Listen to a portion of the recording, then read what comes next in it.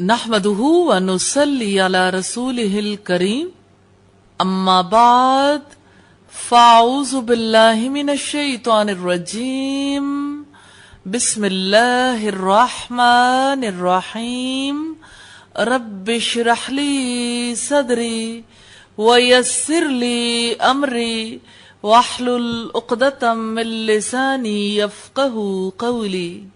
اللہ تعالیٰ کا نام ہے السمیع۔ قرآن حکیم میں تقریباً 50 جگہ پر اللہ تعالیٰ کا یہ نام آیا ہے، اور سورہ المجادلہ کے آغاز میں قد سمع اللہ قول التی تجادلک فی زوجہا وتشتکی الی اللہ واللہ یسمع تحاورکما ان اللہ سمیع بصیر۔ یقیناً اللہ نے اس عورت کی بات سن لی جو اپنے شوہر کے بارے میں آپ سے جھگڑا کر رہی ہے۔ ایک عورت جس کا نام خولہ بنت ثعلبہ تھا، وہ نبی صلی اللہ علیہ وسلم کے پاس آئی اور اپنے شوہر کے بارے میں شکایت کی، اور رسول اللہ نے سر جھکا لیا۔ وہ عورت آپ سے جھگڑا کرنے لگی، اس دوران ہی وحی نازل ہو گئی تو اللہ نے فرمایا اللہ نے اس عورت کی بات سن لی جو تم سے جھگڑا کر رہی تھی اور اللہ سے شکوہ کر رہی تھی، اور اللہ تعالیٰ تم دونوں کی گفتگو سن رہا تھا۔ بے شک اللہ تعالیٰ سب کچھ سننے والا، سب کچھ دیکھنے والا ہے۔ یہ المجادلہ کی آیت نمبر 1 ہے، اور اسی طرح سے اس کا ارشاد ہے لیس کمثلہ شیء، اس جیسی کوئی چیز نہیں، وہو السمیع البصیر، اور وہ سب کچھ سننے والا، سب کچھ دیکھنے والا ہے۔ سورہ شورى کی آیت نمبر 11 ہے، اور اسی طرح سورہ البقرہ کی آیت نمبر 127 میں فرمایا یہ وہ واقعہ ہے جو ابراہیم خلیل اللہ کی زندگی کا اہم ترین واقعہ ہے۔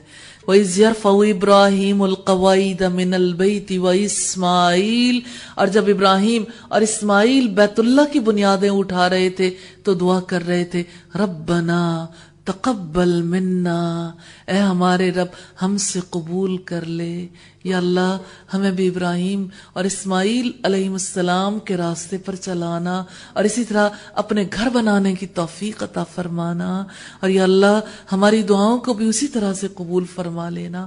انک انت السمیع العلیم، یقیناً آپ ہی سب کچھ سننے والے، سب کچھ جاننے والے ہیں۔ دعا میں جو 2 نام ہیں، دونوں میں بڑی حکمت کہ یا اللہ دعا تو ہم منہ سے کر رہے ہیں، منہ کے الفاظ کو آپ سنتے ہیں، اور جذبے ہمارے دل کے اندر ہے، سچائی ہمارے دل کے اندر جو ہے اس کو آپ سے بڑھ کر کون جانتا ہے۔ آپ سب کچھ جاننے والے، ہمارے ظاہر کو بھی ہمارے باطن کو بھی، ہم نے کس نیت کتنے اخلاص کے ساتھ یہ کام کیا۔ اے ہمارے رب ربنا تقبل منا انک انت السمیع العلیم، تو نام ہے السمیع۔ تو السمیع وہ ہے جو ساری آوازیں سنتا ہے، اگرچہ سب آوازیں مختلف بولیوں میں ہوتی ہیں، یعنی لینگویجز ڈفرنٹ ہیں، اور ہر ایک کی ضروریات کو وہ سنتا ہے، اس کے سامنے برابر ہے، چاہے دل کی آواز ہو چاہے زبان سے نکلی ہوئی آواز ہو، ہمیں سنائی دے یا نہ دے، رب سنتا ہے۔ دیکھیں آپ کے دل اپنے رب سے جڑے ہوئے ہیں، کتنی ہی باتیں، کتنے ہی لوگ اپنے رب سے دل ہی دل میں کر رہے ہوں گے، مجھے تو آواز نہیں آتی، لیکن اللہ وہ سمیع ہے، وہ علیم ہے، وہ دلوں کی باتوں کو جانتا ہے، وہ ساری آوازیں سنتا ہے، چاہے اونچی آواز سے کوئی بات کرے کسی بھی لینگویج میں، اور چاہے کوئی دل میں بات کرے، وہ ساری آوازوں کو سننے والا ہے۔ سواء منکم من اسر القول ومن جہر به ومن هو مستخف باللیل وسارب بالنہار، اس کے لیے برابر ہے کہ تم میں سے کوئی آہستہ بات کرتا ہے یا کوئی اسے زور سے کرتا ہے، اور جو کوئی رات میں چھپنے والا ہے اور دن میں چلنے والا ہے۔ الرعد کی آیت نمبر 10 ہے، جس سے یہ پتا چلتا ہے کہ اللہ تعالیٰ کے سامنے کچھ بھی چھپا ہوا نہیں، نہ اندھیرے میں ڈوبی ہوئی کوئی چیز، نہ کوئی اندھیروں میں ڈوبی ہوئی آواز۔ اللہ کے لیے کسی چیز کو ڈفرینشیٹ کرنا مشکل نہیں۔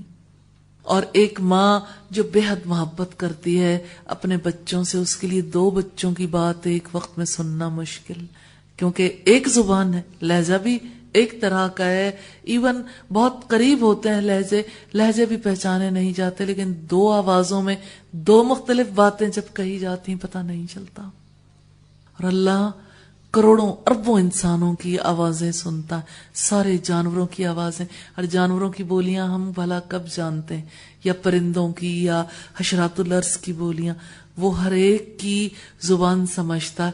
اور پھر آپ یوں دیکھیے کہ جیسے نبی صلی اللہ علیہ وسلم نے کنکریوں کی ایک مٹھی اٹھائی تھی، اس صحابہ کرام کو ان کی تسبیح سنوائی تھی۔ عام حالات میں تو ایسی تسبیح کوئی نہیں سن سکتا، اللہ ان کی تسبیح بھی سنتا ہے۔ اور پھر کلام پاک سے جیسے ہمیں پتہ چلتا ہے کہ حضرت داؤد علیہ السلام جس وقت اللہ کا ذکر کرتے تھے تو ان کے ساتھ پہاڑ اور پرندے بھی شامل ہو جاتے تھے، تو اللہ تعالیٰ اس وقت پہاڑوں کی آوازیں بھی سنتے تھے۔ جیسے کچھ آوازیں ایسی ہیں جو ہم سنتے ہیں لیکن ہمیں کچھ پتہ نہیں چلتا، جیسے شوریدہ سر پانیوں کی آوازیں، اوپر سے جب پانی نیچے گرتا یا برتن آپس میں بجتے ہیں، اسی طرح سے کوئی زور کا دھماکہ ہوتا ہے، آوازیں ہم سنتے ہیں لیکن ہم کسی چیز کو ڈفرینشیٹ نہیں کر سکتے، کسی چیز کا کیا مطلب ہے۔ اللہ تعالیٰ کو سمجھنے میں قطعاً کوئی مشکل نہیں ہے، وہ ہر آواز سنتا ہے، وہ سنتا ہے، ساری آوازوں کو سنتا ہے، ایک ہی وقت میں سنتا ہے، اس کو کسی قسم کا اشتباہ، کوئی شبہ لاحق نہیں ہوتا، نہ ہی کوئی اختلاف اس پر فرق ڈالتا ہے۔ پھر ایک کی بات سنتے ہوئے دوسرے کی بات اسے ڈسٹرب نہیں کرتی، یعنی ہم ایک کی بات سنتے ہیں تو دوسرے کی آواز ہمیں ڈسٹرب کرتی، اس لیے ہم ایک وقت میں ایک ہی آواز سننا چاہتے ہیں۔ پھر مختلف طرح کے مسائل اسے مغالطے میں بھی نہیں ڈالتے، ایسا بھی نہیں ہوتا کہ ایک نے ایک مسئلہ پیش کیا دوسرے نے دوسرا، ہمارا ذہن تو وہیں گڑمٹ ہو جاتا ہے نا جب مسائل آتے ہیں کہ اچھا پہلے ایک کی بات سن لیں، اس کو سمجھ لیں، پھر دوسرے کی بات۔ لیکن اللہ تعالیٰ کو کوئی مغالطہ لاحق نہیں ہوتا، اور سوال کرنے والوں کی کثرت اسے کسی طرح سے بھی پریشانی میں مبتلا نہیں کرتی۔ حضرت عائشہ سے روایت ہے کہ انہوں نے فرمایا، الحمدللہ الذی وسع سمعہ الاصوات، سب تعریفیں اللہ تعالیٰ کے لیے ہیں جو تمام آوازوں کو سنتا ہے۔ کتنی پیاری روایت ہے، وسع سمعہ الاصوات، جو تمام آوازوں کو سنتا ہے۔ تکرار کرنے والی خاتون نبی صلی اللہ علیہ وسلم کی خدمت میں حاضر ہوئی، اور میں کمرے میں ایک کونے میں تھی، وہ نبی صلی اللہ علیہ وسلم سے اپنے شوہر کی شکایت کر رہی تھی اور مجھے اس کی بات سنائی نہیں دے رہی تھی، اور اللہ نے یہ آیت نازل فرمائی، قد سمع اللہ قول التی تجادلک فی زوجہا وتشتکی الی اللہ، اللہ نے سن لی اس کی بات جو اپنے شوہر کے بارے میں آپ سے جھگڑا کر رہی ہے اور اللہ سے شکوہ کر رہی ہے۔ تو حضرت عائشہ کہتی جس کمرے میں بات ہو رہی تھی، کمرے میں موجود تھی، مجھے نہیں سنائی دے رہا تھا، اور اللہ کیسے سنتا ہے۔ اس پر حضرت عائشہ نے اللہ تعالیٰ کی حمد بیان کی، وسع سمعہ الاصوات، کیا بات ہے کہ سب تعریفیں اس اللہ کے لیے جو تمام آوازوں کو سنتا ہے۔ یہ مسند احمد کی روایت ہے 24,699 نمبر پر، نسائی کی روایت 3,490 نمبر پر، ابن ماجہ کی روایت 2,063 نمبر پر ہے۔ عروہ بن زبیر سے روایت ہے، انہوں نے کہا حضرت عائشہ نے فرمایا، حضرت عائشہ کا فہم دیکھیے، عام طور پر ہماری سوسائٹی میں جو باتیں مشہور ہیں حضرت عائشہ کے بارے میں، حضرت عائشہ گڑیوں سے کھلتی تھیں، سب کو پتا ہے۔ حضرت عائشہ جو تھی وہ نبی صلی اللہ علیہ وسلم سے روٹھ جاتی تھی، ان کا ہار گم جاتا تھا، یہ باتیں تو یاد ہیں۔ کچھ علم والوں کو یہ بھی پتا ہے کہ تیمم کی آیت جو ہے ہار گم جانے کے بعد حضرت عائشہ کے حوالے سے یہ سچویشن پیدا ہوئی تھی اور پھر یہ آیت نازل ہوئی تھی۔ اتنا پتا ہے حضرت عائشہ علم رکھتی تھی، لیکن کیسا، ذرا ان کا علم دیکھیے اسماء و صفات کے بارے میں۔ ابھی پہلی بات ہم نے دیکھی نا، اب دوسری بات دیکھیے۔ حضرت عائشہ نے کہا تبارک الذی وسع سمعہ کل شیء، اللہ بڑی برکتوں والا ہے جس کی سماعت نے ہر چیز کو گھیرے میں لے لیا، یعنی جو سب کچھ سنتا ہے۔ ابن ماجہ کی روایت ہے 2063 نمبر پر۔ بلکہ حقیقت یہ ہے کہ اگر سارے جن اور انسان، ان کے پہلے اور بعد میں آنے والے، یعنی جو زمین کے اب وارث ہیں، یہ جو پہلے وارث تھے، اور جو اس وقت پہ سب موجود ہیں، آئندہ آنے والے زمانوں کے لوگ، اگر اللہ سے سوال کریں، سب ایک لمحے میں سب اکٹھے ہو کر سوال کریں، سب اپنی اپنی حاجتیں بیان کریں. ذرا سوچیں، اگر صرف آپ کو الاؤ کیا جائے کسی وقت آپ اللہ تعالیٰ سے اونچی آواز میں جو مانگنا چاہیں تو کان پڑی آواز سنائی نہیں دے گی. تو اگر سب کے سب لوگ اپنی اپنی حاجتیں پیش کریں اور ان کے لہجے مختلف ہوں، ان کی زبانیں مختلف ہوں، اللہ سب کی باتیں سنتا ہے. اللہ تعالیٰ کو کوئی مشکل پیش نہیں آتی، اس کے لیے کوئی ایک آواز دوسرے سے نہیں ملتی، ایک بولی دوسرے کے ساتھ نہیں ملتی، اور ایک کی حاجت دوسرے کے ساتھ نہیں ٹکراتی. اسی کے حوالے سے دلیل ہے حدیث قدسی. حضرت ابو ذر کی روایت ہے کہ نبی صلی اللہ علیہ وسلم سے روایت ہے، اللہ عز و جل نے فرمایا، یا عبادی، اے میرے بندو، لو ان اولکم و آخرکم و انسکم و جنکم قاموا فی سعید واحد فاسألونی فآتیت کل انسان مسألته ما نقص ذلك مما عندی الا کما ينقص المخیط اذا ادخل البحر. بہت پیاری بات ہے. اے میرے بندو، اگر تمہارے پہلے اور پچھلے انسان اور جن سب ایک کھلے میدان میں جمع ہو کر مجھ سے سوال کریں اور میں ہر ایک کو اس کے سوال کے مطابق عطا کر دوں، تو اس سے میرے خزانوں میں اتنی ہی کمی ہوگی جتنی کمی سوئی کو سمندر میں ڈال کر نکالنے سے سمندر کے پانی میں ہوتی. صحیح مسلم کی روایت ہے 6572. اس سے یہ ثابت ہوتا ہے کہ وہ سب کی سنتا ہے. سب کی مانگیں پوری کرنے سے پتا چلتا ہے سب کی سنتا ہے، سب کچھ سنتا ہے، اس کی سماعتوں سے کچھ مس نہیں ہوتا. اور صحیحین میں ابو موسیٰ اشعری کی روایت سے ہے، وہ بیان کرتے ہیں کہ ہم کننا مع النبی فی سفر، ہم ایک سفر میں نبی صلی اللہ علیہ وسلم کے ساتھ تھے. کتنے خوش نصیب لوگ تھے جنہیں اللہ کے رسول کے ساتھ سفر کرنے کا موقع ملتا تھا، کیونکہ سفر میں انسان جو کچھ سیکھتا ہے وہ عام حالات میں نہیں سیکھتا. جب ہم کسی بلند جگہ پر چڑھتے تو تکبیر کہتے. آپ نے فرمایا، ایھا الناس، اے لوگو، اربعوا علی انفسکم، اپنے اوپر رحم کرو. فَإِنَّكُمْ لَا تَدْعُونَ أَصَمَّ وَلَا غَائِبًا، تم کسی بہرے یا غائب کو نہیں سنا رہے. وَلَكِنْ تَدْعُونَ سَمِيعًا بَصِيرًا، تم اس کو پکارتے ہو جو سب کچھ سننے والا، سب کچھ دیکھنے والا ہے. صحیح بخاری کی روایت ہے 6384 نمبر پر، صحیح مسلم کی روایت ہے 6862 نمبر پر.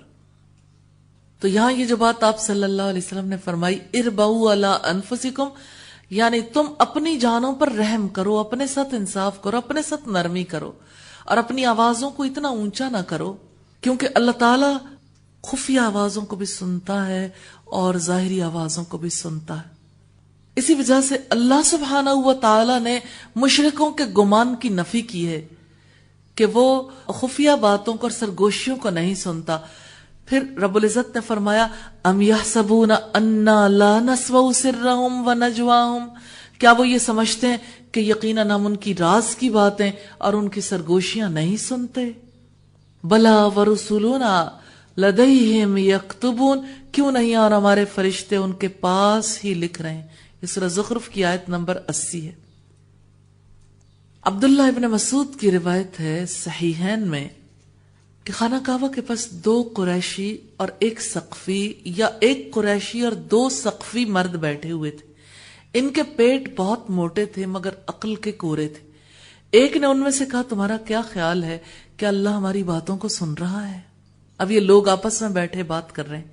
دوسرے نے کہا، اگر ہم زور سے بولیں تو سنتا ہے، آہستہ بولیں تو نہیں سنتا. تیسرے نے کہا، اگر زور سے بولنے پر سن سکتا ہے تو آہستہ بولنے پر بھی ضرور سنتا ہوگا. اس پر یہ آیت اتری، اور تم اس بات سے اپنے کو چھپا ہی نہیں سکتے کہ تمہارے کان، تمہاری آنکھیں اور تمہارے چمڑے گواہی دیں گے. آخری آیت تک. صحیح بخاری کی روایت ہے 4817، صحیح مسلم کی روایت ہے 7029 نمبر پر. تو اس آیت کے توسط سے اور اس روایت کے توسط سے ہمیں عقیدے کے فساد کا پتہ چلتا ہے کہ لوگ کس طرح رب تعالیٰ کے بارے میں سوچتے ہیں کہ وہ چھپی ہوئی باتوں کو نہیں سنتا. اگر کبھی اکیلے میں بیٹھ کے خود سے سوال کر کے دیکھیں تو آپ کو اپنے عقیدے کا پتہ چل جائے گا کہ کیا یہ یقین پختہ ہے کہ اللہ دل کی باتوں کو سنتا ہے یا یقین پختہ نہیں ہے. رب العزت نے فرمایا وَذَلِكُمْ ظَنُّكُمُ الَّذِي ظَنَنْتُمْ بِرَبِّكُمْ أَرْدَاكُمْ فَأَصْبَحْتُمْ مِنَ الْخَاسِرِينَ. اور تمہارا یہی گمان جو تم نے اپنے رب کے متعلق کیا تھا اسی نے تمہیں برباد کر دیا. گمان کیا تھا کہ اللہ اونچی آوازیں سنتا ہے اور دل کی باتیں نہیں سنتا. فصلت کی آیت نمبر 23 ہے. تو اللہ سنتا ہے کیونکہ اللہ تعالی قدرت رکھتا ہے، اختیار رکھتا ہے. اور اللہ تعالیٰ کی سماعت دو قسموں میں منقسم ہے. ایک آوازوں کو سننے کے حوالے سے اور ایک دعائیں سننے کے حوالے سے. وہ آوازوں کو بھی سنتا ہے اور ساری دعائیں سنتا ہے اور قبول کرتا ہے. سورہ ابراہیم کی آیت نمبر 39 میں ان ربی لسمیع الدعاء، یقیناً میرا رب دعا کا سننے والا ہے. اور نمازی کہتا ہے، نمازی کتنا شعور حاصل کر سکتا، کتنا رب کے ساتھ جڑ سکتا. جب وہ رکوع کر کے اٹھتا ہے اپنے رب کی عظمت بیان کرتا ہے تو کہتا ہے سمیع اللہ لمن حمیدہ، سن لی اللہ نے اس کی بات جس نے اس کی حمد بیان کی، جس نے اس کی تعریف کی، یعنی اللہ نے قبول کر لی. یہاں مجرد سماع مراد نہیں ہے، اس سے مراد ہے کہ اس نے سنا بھی اور قبول بھی کیا. تو جہاں تک صرف آوازوں کو سننے کا تعلق ہے اس کی تین قسمیں ہیں. ایک تو وہ جس کا مطلب تحدید ہے، جیسے رب تعالیٰ نے فرمایا ام یحسبون انا لا نسمع سرهم ونجواهم، کیا وہ یہ سمجھتے ہیں کہ یقیناً ہم ان کی راز کی باتیں اور ان کی سرگوشیاں نہیں سنتے. یہ تحدید ہے. زخرف کی آیت نمبر 80 ہے. اور فرمایا لقد سمع اللہ قول الذین قالوا ان اللہ فقیر ونحن اغنیاء، اللہ ان کی بات سن چکا جنہوں نے کہا اللہ بلا شبہ محتاج ہے اور ہم مالدار ہیں. آل عمران کی آیت نمبر 181 ہے. تو یہ تحدید کے لیے ہے، یعنی لوگوں کی مذمت کرنے کے لیے. دوسری قسم ہے آوازوں کو سننے کی جن چیزوں کی وہ تائید کرتا ہے، جس میں تائید کا ارادہ ہوتا ہے. جیسے حضرت موسیٰ اور ہارون سے رب تعالیٰ نے فرمایا اننی معکما اسمع و ارا، یقیناً میں تم دونوں کے ساتھ ہوں، میں سنتا ہوں اور میں دیکھتا ہوں. یعنی میں دیکھتا رہوں گا، میں سنتا رہوں گا جو تم کہو گے. سورۃ طٰہٰ کی آیت نمبر 46 ہے. اسی وجہ سے رب تعالیٰ نے فرمایا تھا وَلَا تَنِيَا فِي ذِكْرِي، میرے ذکر میں تم کمی نہ کرنا. کہ اب فرعون کے پاس جا کے کہیں ان مصروفیات مشاغل میں لگ کے میری یاد چھوڑ دو. اور تیسری چیز ہے جس کی وجہ سے اللہ تعالیٰ اپنے بیان میں کسی چیز کا احاطہ کرتا ہے، یعنی گھیرا ہوا. جیسے ہم نے 28ویں پارے کی پہلی آیت دیکھی، سورہ المجادلہ کی پہلی آیت قد سمع اللہ قول التی تجادلک فی زوجہا وتشتکی الی اللہ واللہ یسمع تحاورکما ان اللہ سمیع بصیر. یقیناً اللہ نے اس عورت کی بات سن لی جو اپنے شوہر کے بارے میں آپ سے جھگڑا کر رہی تھی اور اللہ تعالیٰ سے شکوہ کر رہی تھی، اور اللہ تعالیٰ تم دونوں کی گفتگو سن رہا تھا. بے شک اللہ تعالیٰ سب کچھ سننے والا، سب کچھ دیکھنے والا. تو اللہ تعالیٰ نے مشرکین کے دلائل کو باطل کیا ہے، انہیں غلط ثابت کیا ہے. جو مشرکوں کا گمان تھا کہ بت سنتے ہیں اور قبروں والے سنتے ہیں، جیسے آج بھی لوگوں کا غلط گمان ہے کہ قبروں والے سنتے ہیں. لا تسمع ولا تبصر، نہ سنتے ہیں نہ دیکھتے ہیں. ولا تغنی شیئا، نہ کچھ کام آ سکتے ہیں، اختیاری نہیں ہے. اور اللہ سبحانہ و تعالیٰ نے یہ ثابت کیا ہے کہ اللہ عبادت کا مستحق ہے کیونکہ وہ السمیع ہے، البصیر ہے، سب کچھ سنتا ہے، سب کچھ دیکھتا ہے. وہ کمال درجے کی سماعت اور کمال درجے کی بصارت رکھتا ہے. اسی معنی میں قرآن حکیم کی یہ آیت آئی ہے واللہ یقضی بالحق، اللہ حق کے ساتھ فیصلے کرے گا. والذین یدعون من دونہ لا یقضون بشیء، اور جنہیں وہ اللہ کے سوا پکارتے ہیں وہ کسی چیز کا فیصلہ نہیں کریں گے. ان اللہ هو السمیع البصیر، یقیناً اللہ تعالی سب کچھ سننے والا، سب کچھ دیکھنے والا. یہ سورہ غافر کی آیت نمبر 20 ہے.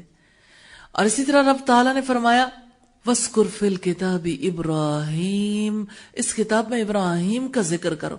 إِنَّهُ كَانَ صِدِّيقًا نَبِيًّا، یقیناً وہ سچے نبی تھے.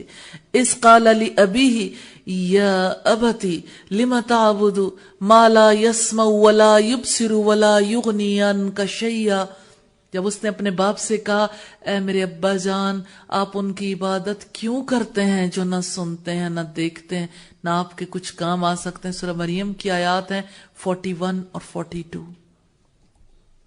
اور پھر رب تعالیٰ نے فرمایا سورہ الاعراف کی آیات میں 194 اور 195 میں ان الذین تدعون من دون اللہ عباد امثالکم، یقیناً جنہیں تم اللہ کے سوا پکارتے ہو وہ تمہارے ہی جیسے بندے ہیں. سو تم انہیں پکارو، انہیں چاہیے کہ وہ تمہیں جواب دیں اگر واقعی تم سچے ہو. تو اللہ تعالیٰ نے اگلی آیت میں سوال کیا ہے کہ کیا ان کے پاؤں ہیں جن سے وہ چلتے ہیں، کیا ان کے ہاتھ ہیں جن سے وہ پکڑتے ہیں، کیا ان کی آنکھیں ہیں جن سے وہ دیکھتے ہیں. ام لہم آذان یسمعون بہا، کیا ان کے کان ہیں جن سے وہ دیکھتے ہیں. آپ کہہ دیں تم اپنے شریکوں کو بلا لاؤ پھر میرے خلاف تدبیریں کرو، پھر تم مجھے کچھ بھی مہلت نہ دینا. تو اللہ کے سوا کوئی مستحق عبادت نہیں، کیونکہ اللہ سمیع اور البصیر. تو بندے کا ایمان اپنے رب پر یہی ہے کہ اللہ سمیع ہے، وہ حفاظت کرتا ہے بندے کی، کیونکہ وہ اپنے بندے پر پوری قدرت رکھتا ہے. تو اللہ کا ذکر کرنے والے بندے مطمئن رہیں کہ وہ ذکر کو سننے والا ہے، وہ شکر کو سننے والا ہے. جو دعائیں کرتے ہیں انہیں اطمینان رہنا چاہیے کہ اللہ کسی کی دعا کو رائگاں نہیں جانے دیتا. تو اس میں عظیم کے توسط سے اللہ تعالیٰ سے تعلق قائم کرنا چاہیے. قرآن حکیم میں انبیاء کی اکثر دعاؤں میں السمیع کی صفت آئی ہے. جیسے حضرت ابراہیم علیہ السلام نے کہا ان ربی لسمیع الدعاء، یقیناً میرا رب دعاؤں کا سننے والا ہے. اور حضرت اسماعیل نے کہا ربنا تقبل منا انک انت السمیع العلیم، اے ہمارے رب ہم سے قبول فرما، یقیناً تو سب کی سننے والا، سب کچھ جاننے والا ہے. یہ البقرہ کی آیت نمبر 127 ہے. اور حضرت زکریا نے جب اولاد طلب کی تھی تو سورہ ال عمران کی آیت نمبر 38 میں اس کا تذکرہ ہمیں ملتا ہے انک سمیع الدعاء، یقیناً تو ہی دعاؤں کو سننے والا ہے.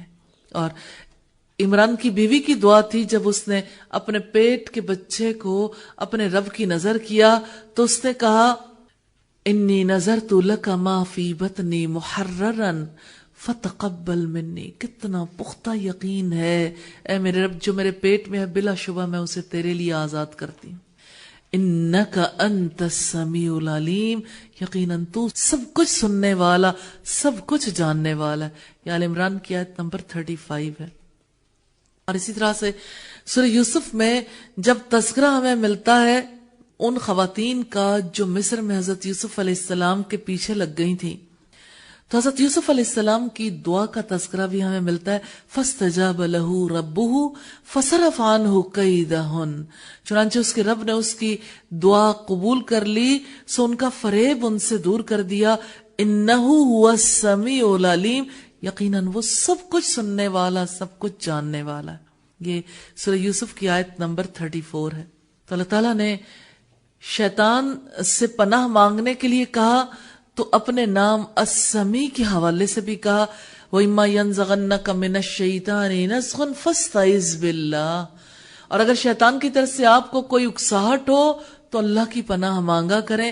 إِنَّهُ هُوَ السَّمِيعُ الْعَلِيمُ، یقیناً وہ سب کچھ سننے والا، سب کچھ جاننے والا ہے. تو اللہ تعالیٰ السمیع ہے، یہ سورہ فصلت کی آیت نمبر 36 سے ہمیں پتا چلا کہ اس اللہ ہی کی پناہ مانگنی ہے.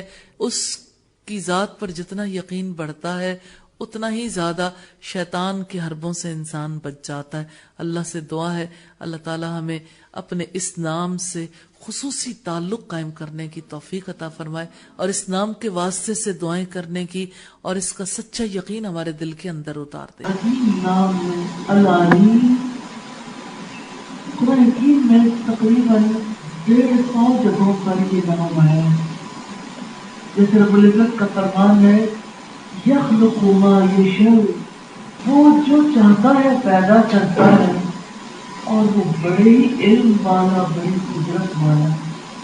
یہ سورہ الروم کی آیت نمبر 54 ہے.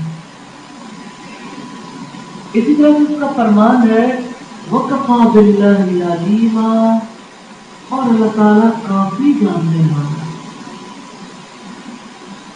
پہلی آیت میں ہم نے دیکھا بات ہے اس کی تخلیق کی اور اس کے علم کی، اور بات ہے اس کی قدرت کی. اللہ تعالیٰ نے اپنی قدرت کو اپنی دو صفات سے ثابت کیا ہے. تخلیق بھی اس کی، علم بھی اس کا، اور وہ بڑی قدرت والا ہے. یعنی ہر ایک چیز کا علم رکھنے والا ہے، جو ماضی کو جانتا ہے، جو آنے والے مستقبل کو جانتا ہے، وہی حال کو جاننے والا، وہی سارے فیصلے کرنے والا. وَكَفَى بِاللَّهِ عَلِيمًا، سورہ النساء کی آیت نمبر 70 میں فرمایا اللہ تعالیٰ کافی جاننے والا. اور اس میں سورہ یاسین کی آیت نمبر 38 میں فرمایا ذَلِكَ تَقْدِيرُ الْعَزِيزِ الْعَلِيمِ، یہ سب پر غالب، سب کچھ جاننے والے کا انداز ہے. یعنی آسمان پر اللہ تعالیٰ کی جو مخلوقات ہیں، سورج چاند کو نہیں پکڑ سکتا، چاند سورج سے بھاگ نہیں سکتا، ہر ایک اپنے اپنے مدار میں پیدا. یہ ہے اس کا علم، یہ ہے اس کا غلبہ، یہی اس کی تقدیر ہے، اس کا منصوبہ، یہ اس کا نظام ہے. اس طرح سے فرمایا ان اللہ سمیع علیم، یقیناً اللہ تعالیٰ سب کچھ سننے والا، سب کچھ جاننے والا. سورہ البقرہ کی آیت نمبر 181 ہے، جس سے یہ پتہ چلتا ہے کہ اس کا علم کس اعتبار سے وسیع ہے کہ وہ ہر ایک کی سنتا ہے، سبھی کچھ سنتا ہے. اس کے علم کی وسعت کا اندازہ لگائیے کہ کوئی چیز بھی اس کے سننے سے چوکتی نہیں ہے. وہ سب کچھ سنتا اور سب کچھ جانتا ہے. اس نے اپنے علم سے ہر ایک چیز کا احاطہ کر رکھا. ہر چیز وہ جو ظاہر ہے اور وہ جو چھپی بھی ہے، سب کچھ جو خفیہ ہے، جو انسان دوسروں سے چھپا لیتا ہے، اور وہ سب کچھ جو ظاہر ہے، ہر ایک چیز کا علم رکھنے والا.